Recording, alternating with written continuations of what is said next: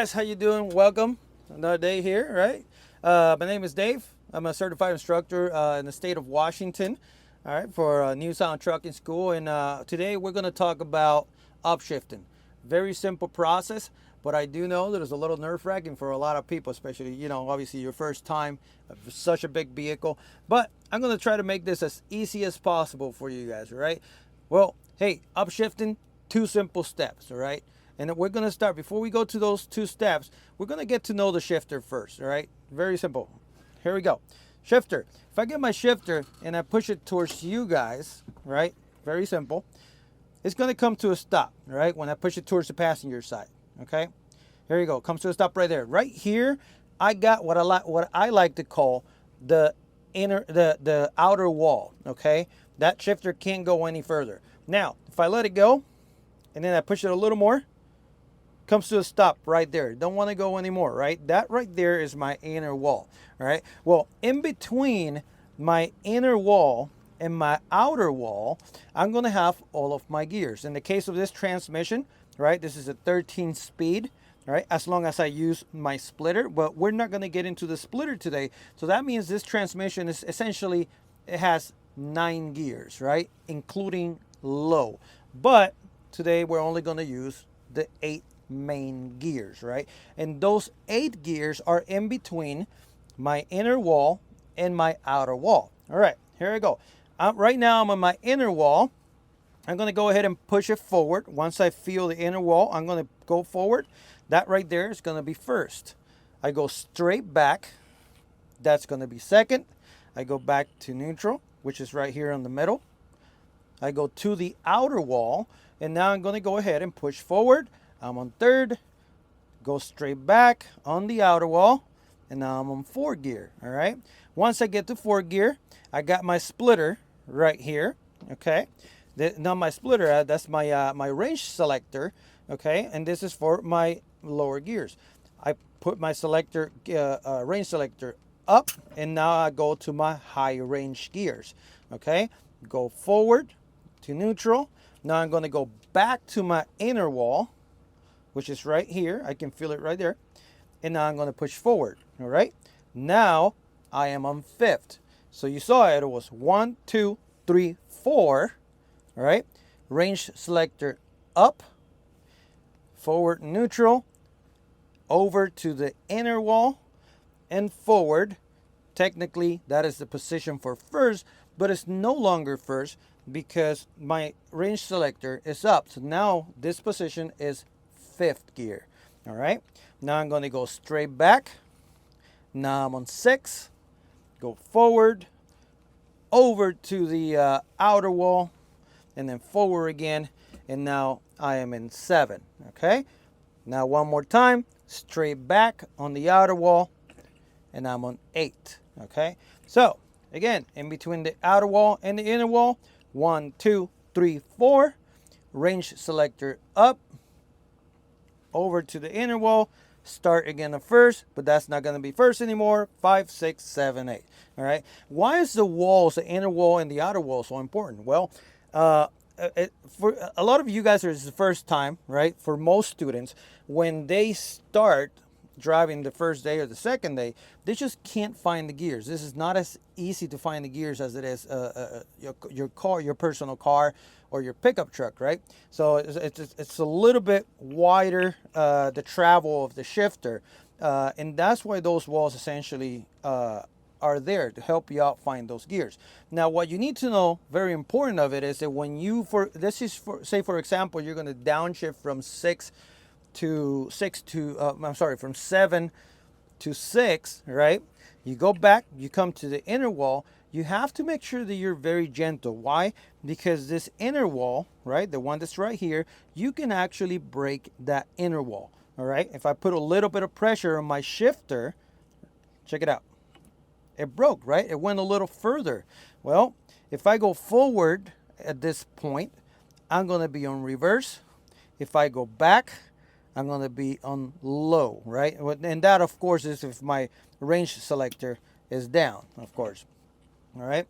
So I go back to the inner wall. So if I'm going to downshift, something very important that you need to know is that you need to treat this shifter essentially as if it was the arm of a 6-month-old baby. Just very gentle. I can actually shift this truck using 3 fingers like this. That's how easy those gears are going to go in there, as long as you're following the process correctly. Okay, so use the tip of your fingers, use a little bit of wrist movement and a little bit of arm movement, right? If I'm going to go from let's say from 7 to 8, right? A little bit of arm movement and a little bit of wrist movement, right? Okay, and don't let it go. You can't let go of the shifter, right? So you go back. When you get to neutral, don't do this. Don't let go of the shifter, because if you let go of the shifter, it's going to come out this way. And then when you grab it and you try to go in, you're not going to go into 8. You're just going to try to go into 6, and that's when it's going to scratch gears. Do not let go of the shifter, all right? Clutch neutral, clutch gear, all right? All right, so now that we talk about that, let's go ahead and talk very quick about the first step of upshifting. First step, it's going to be clutch neutral, all right? Clutch neutral. So what's so special about it? Let's talk about the clutch very quick. When you are when you're out on the road, you're already driving and you're getting ready to shift, you're going 1 2 3 4 5 and keep going through the gears, right? When you push your clutch, this is the difference between a car and a truck when it comes to the clutch, or one of the differences is that on your car you press your clutch all the way down, and that's completely fine, even in some pickup trucks. But in a truck, you do not want to push the clutch all the way down, because what's going to happen is that you're going to activate what they call the clutch brake. Essentially, you're going to engage the clutch brake, and the clutch brake is actually made to slow down the input shaft when you're starting the truck and you want to put it in gear so you can take off essentially for the first time. All right. So let me show you that. Let me show you that very quick. Right. I'm going to go ahead and start my vehicle. There you go. All right. Here we go. We're up and running. All right, I'm getting ready to go. Obviously, guys, don't forget to put your seatbelt on. Not putting it on right now because we're not going to go ahead and move anywhere. But check it out. So right now, my input, now that the truck is idling, right, that clutch is essentially engaged, okay? So since that clutch is engaged, my input shaft is turning, as well as the power being distributed around the rest of the gears, right, except the actual main shaft. So if I try to put it in gear right now that I'm stopped, it's not going to go in because that input shaft is turning.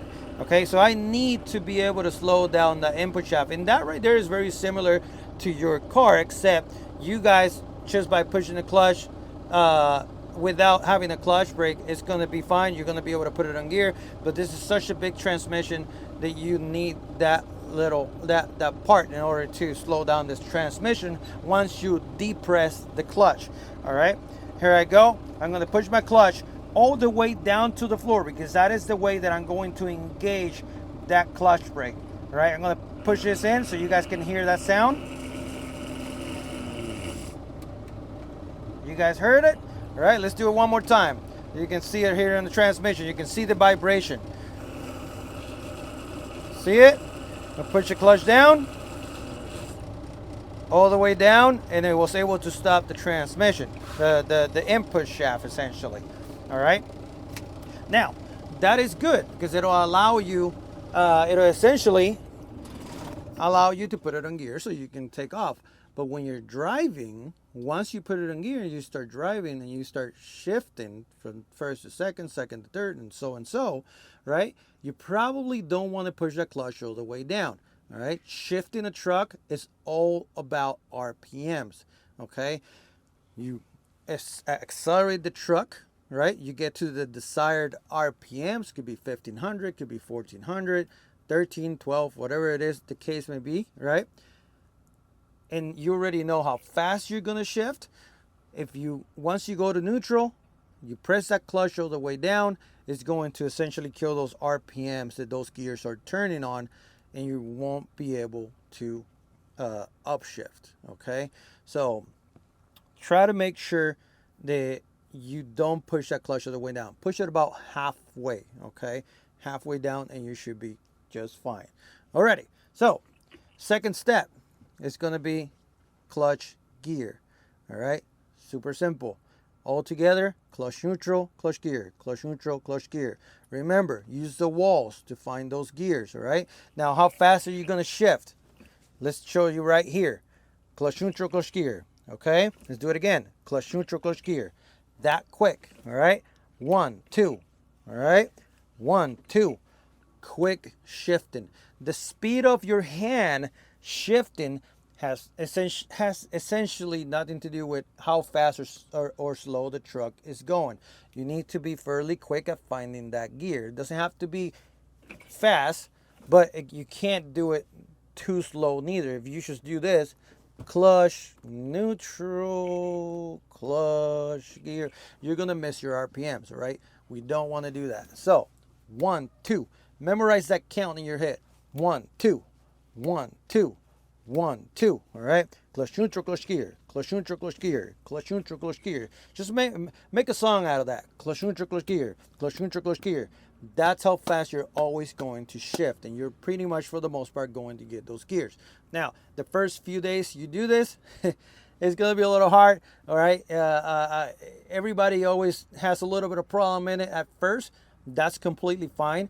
But within the I will say that within the first 3 days, 3 or 4 days, you will see a huge difference from day 1 to day 2. All right. Remember, this is another thing too. Everybody learns at a different rate. Okay, so don't compare your progress with other students. Okay, everybody's going to learn at a different rate, but at the end of the course, pretty much every one of you guys are going to be at about the same level. Okay, we have very, very, very, very competent and experienced instructors. All right, including myself.